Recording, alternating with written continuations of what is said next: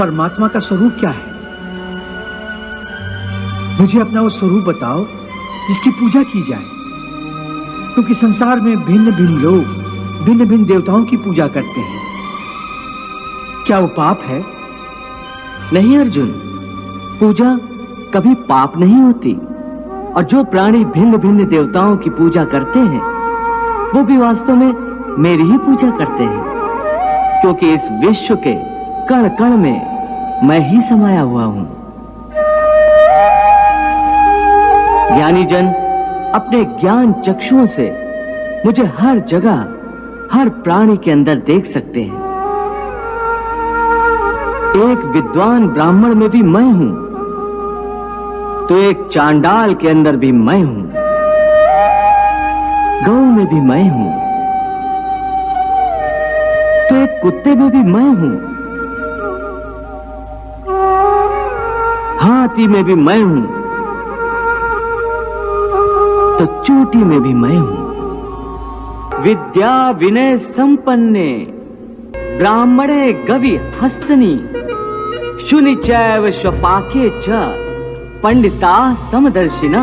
अनुसार प्राणी जिस जिस रूप में भी मेरी पूजा करते हैं वो मेरी ही पूजा करते हैं। इसलिए जो जो सकामी पुरुष जिस जिस देवता के स्वरूप को श्रद्धा से पूजना चाहते हैं, मैं उस भक्त की उस देवता के प्रति श्रद्धा को स्थिर कर देता हूं। यो यो याम याम तनुम भक्तः श्रद्धार्चितुमिच्छति तस्य तस्याचलां श्रद्धां तामेव विदधाम्यहम्।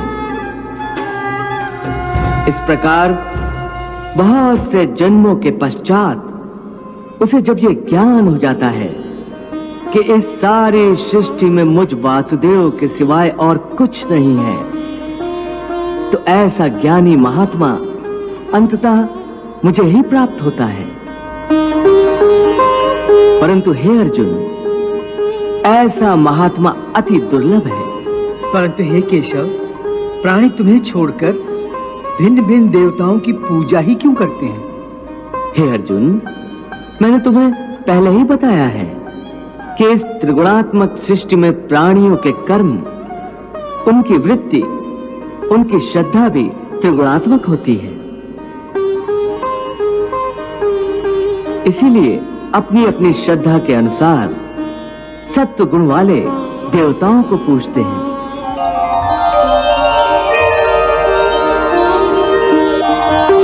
रजोगुण वाले यक्ष, गंधर्व आदि की पूजा करते हैं।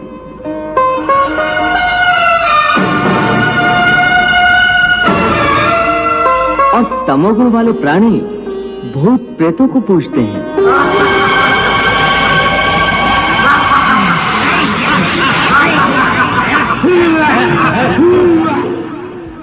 यजन्ते सात्विका देवान यक्ष रक्षांसि राजसा प्रेतान भूत गणाश्च चान्ये यजन्ते तामसा जना।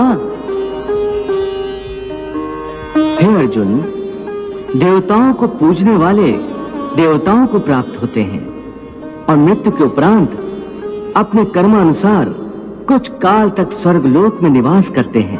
पितरों को पूजने वाले पितरों को प्राप्त होते हैं और पितृलोक में जाते हैं।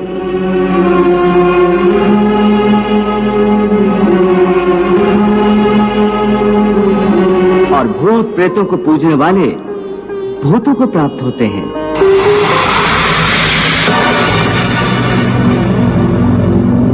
और नए जन्म में उन्हें भूत प्रेतों की योनि मिलती है।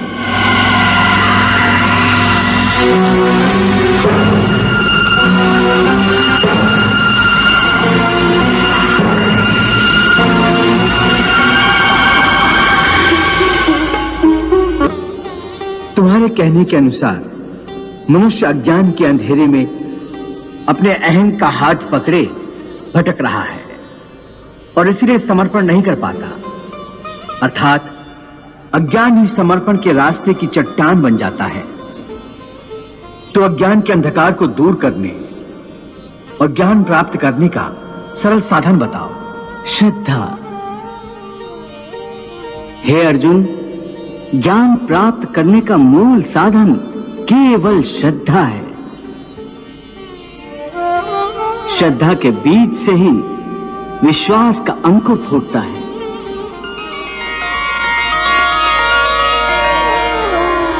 और आस्था का पौधा लहलहाने लगता है। फिर इसी पौधे पर ज्ञान के फूल खिलते हैं। श्रद्धावान लभते ज्ञानम तत्परा संयतेन्द्रियः ज्ञानम लब्ध्वा पराम शांतिम अचिरेण अधिगच्छति। हे भोलेनाथ, भगवान श्री कृष्ण भक्ति के संबंध में श्रद्धा को अधिक महत्व क्यों दे रहे हैं? देवी, श्रद्धा बिना भक्ति कैसे हो सकती है? श्रद्धा ही भक्ति का बीज है। मनुष्य के लिए श्रद्धा ही वो दिव्य नेत्र है जिनके द्वारा एक अंधा मनुष्य भी भगवान के स्वरूप के दर्शन कर सकता है। ये श्रद्धा ही तो है जो मनुष्य को एक पत्थर की मूर्ति में भी भगवान का रूप दिखा देती है।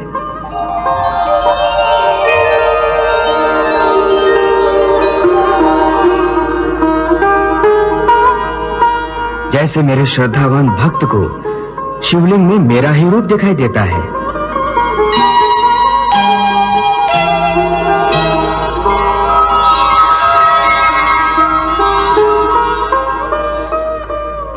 परंतु एक नास्तिक को वो केवल एक पत्थर का टुकड़ा ही दिखाई देता है।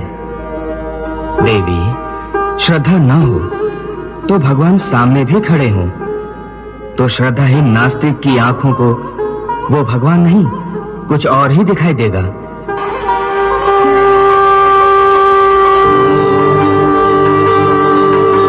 फिर ना श्रद्धा होगी और ना भक्ति।